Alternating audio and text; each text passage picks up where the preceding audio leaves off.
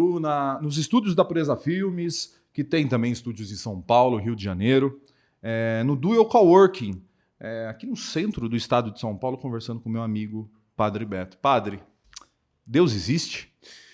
Ed, eu acredito que sim, mas é uma crença minha.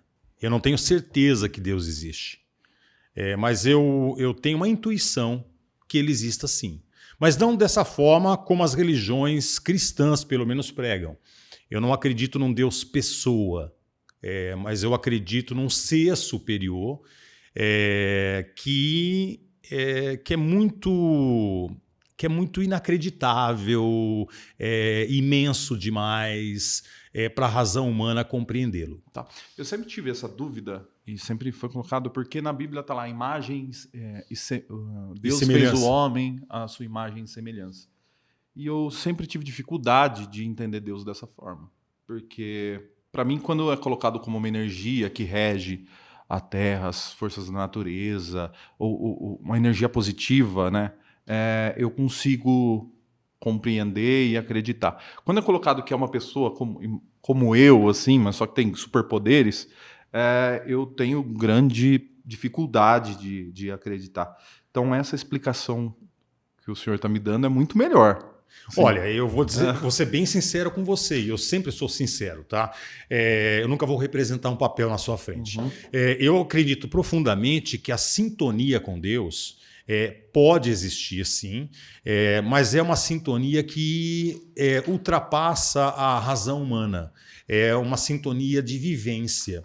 Então, a partir do momento, Ed, que você se volta para ações positivas na sua vida, se volta para aquele afeto tão importante que é o amor, não é? A partir do momento que você ama a vida, as pessoas, a você mesmo, você começa a se sintonizar com essa energia a qual você mencionou. Não sei se é bem uma energia, mas a gente se sintoniza com esse ser superior que é Deus. É como você sintonizar uma rádio.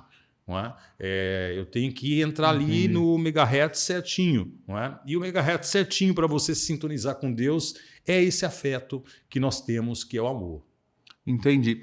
E quando tem pessoas que falam que conversam com Deus? É por pensamento, é por sentimento? Ou essas pessoas estão mentindo que conversaram com fala, voz, ouvidos e... Eu acho que elas estão se iludindo. Eu acho que ou elas estão recebendo mensagens do inconsciente, não é? O nosso inconsciente tem um poder incrível, ou elas estão mentindo. Eu já tive em missas carismáticas, por exemplo, que eu pude ver nitidamente ali que o falar em línguas, por exemplo, que é um fenômeno muito comum. Isso é maravilhoso. É maravilhoso. A pessoa estava forçando a barra, claramente, estava representando um papel. Então tem pessoas, tem de tudo nas religiões. Você tem aquele que representa um papel, porque ele quer um posto de poder dentro da igreja, ou você tem aquelas pessoas que são iludidas, não é? Entram numa vibe aí de ilusão, de querer ouvir vozes, como você falou, e acabam ouvindo mesmo, não é? Porque a mente humana cria essas coisas, mas Deus não fala dessa forma conosco. Isso eu tenho certeza. Entendi.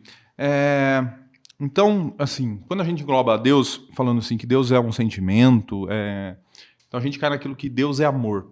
Seria essa a questão? Exatamente. Tá. Tem um trecho na primeira carta de São João que ele fala exatamente isso, que aquele que ama conhece a Deus, aquele que não ama não chegou a conhecer a Deus, porque Deus é amor. E eu acho isso diz tudo, entendeu? E o que o Cristo pregou, na verdade, foi o quê? Foi o amor. Não é? Ele viveu a arte do encontro, de se encontrar realmente com as pessoas e com qualquer pessoa, sem restrição alguma. Aliás, ele tinha restrições com os religiosos da época, não é? Mas ele vivia totalmente aberto ao encontro. E isso é uma forma de amar. Sim. Porque o Deus do Velho Testamento, ele era mais incisivo.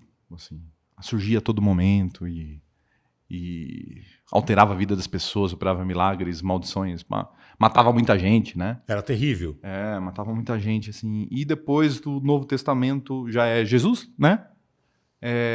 Pregando o amor, assim. E as pessoas, não tem muitas religiões, principalmente, que ficam vivendo nesse Velho Testamento e esperando essas intervenções divinas espetaculares? Tem pessoas que esperam grandes intervenções divinas, né? Efeitos especiais, né? O Antigo Testamento está cheio de efeitos especiais, não é? Hollywoodianos, né? Mas tudo isso é uma ilusão, não é? Tudo isso é uma criação humana. E mesmo a noção de que Jesus é filho de Deus, o filho unigênito de Deus, isso é uma criação humana. Se você fizer um bom curso de teologia, você vai compreender que no processo de escrever os evangelhos, as comunidades foram endeusando Jesus Cristo. Então, em Marcos, por exemplo, que é o primeiro evangelho a ser escrito, Jesus é um profeta. Ele não é descrito como filho de Deus, não é como Deus encarnado. Não é? E no último evangelho, que está bem mais distante do fato, Jesus Cristo, ele é um ser que já existia lá no começo dos tempos. Então você tem um processo de endeusamento de Jesus. Não é? E na verdade Jesus não foi filho de Deus. Jesus foi filho de Deus como você é filho de Deus, como eu sou filho de Deus. Jesus foi um avatar que surgiu aí, não é? Como surgiu Buda, como deve ter surgido Krishna, como surgiu Mandela, como surgiu Gandhi, como surgem pessoas espetaculares ainda hoje, não é? Que fazem com que a humanidade dê saltos de qualidade, não é? De sintonia com esse ser superior. Tá. Há muito se discute isso, eu vi já grandes historiadores discutirem a divindade de Jesus Cristo, né? Que Jesus Cristo existiu, até a ciência concorda que sim, há muitos relatos, realmente Jesus Cristo existiu. Se ele era divino, tinha todos essa ligação direta com Deus a ponto de operar milagres a olho nu e etc. Essa é a grande discussão, né, histórica. Mas eu nem queria entrar nessa questão, eu quero falar mais... hoje a gente vive, principalmente aqui no Brasil, eu ia usar a palavra surto, mas não é surto, né? Porque surto é de doença. A gente vive um crescimento aí das religiões evangélicas, do neopentecostalismo, né? Essas questões assim. E essas religiões, elas têm muito a teologia da